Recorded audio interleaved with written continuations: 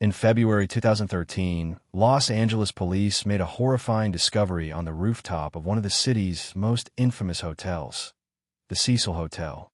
Inside a large water tank, they found the body of a 21-year-old Canadian student named Elisa Lam, missing for nearly 3 weeks.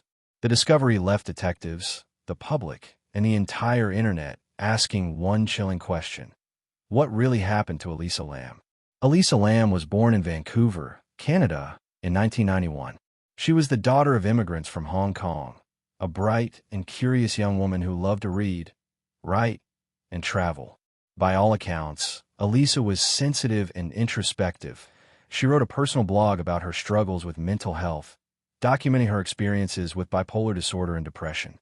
She often used her blog to express her inner thoughts, loneliness, and her desire to find meaning in the world.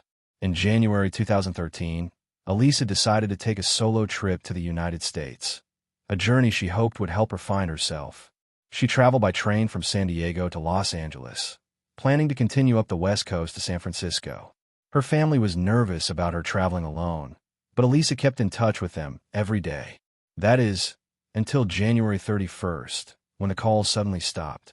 When Elisa's parents didn't hear from her, they reported her missing. Police began searching the area near her last known location, the Cecil Hotel in downtown Los Angeles. The Cecil Hotel had a long, grim history. Built in the 1920s, it was once a grand destination for travelers. But over the decades, it became known as a magnet for crime, tragedy, and despair. It stood in the heart of Skid Row, an area plagued by poverty and addiction. The hotel's dark past included numerous suicides and even connections to serial killers like Richard Ramirez, the Night Stalker, who lived there in the 1980s. It was inside this notorious building that Elisa Lam checked in on January 28, 2013. At first, she shared a room with other travelers, but her behavior reportedly became odd and unsettling, enough that the hotel moved her to a private room. Then came the footage. As police searched for clues, they released security video from one of the hotel's elevators. What it showed would go viral around the world within hours. In the footage, Elisa steps into the elevator wearing a red hoodie and black shorts. She presses multiple floor buttons, then waits, but the elevator doors don't close. She peeks out into the hallway, steps back in, then presses herself against the corner as if hiding from someone. Her hands move in strange, almost erratic gestures, as if she's talking to someone unseen. She moves in and out of the elevator several times before walking away, and the doors finally close behind her. That was the last time anyone saw Elisa Lam alive. The video spread rapidly online, sparking theories that ranged from rational to supernatural. Some said she was having a psychotic episode. Others believed she was being followed. Some claimed the footage had been tampered with, slowed down, or edited to hide what really happened.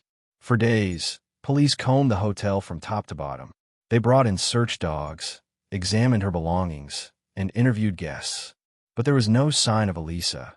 It was as if she had vanished into thin air. Then, on February 19th, hotel guests began to complain. The water pressure was low. The water that came from their taps tasted strange, even discolored. Maintenance workers went to check the rooftop water tanks, where they made the grim discovery. Inside one of the tanks, floating face up and unclothed, was the decomposing body of Elisa Lam. The tank's heavy lid had been partially open, and Elisa's clothes were found floating nearby. There were no signs of trauma or sexual assault. The coroner ruled her death an accidental drowning, though traces of her medication were found understand.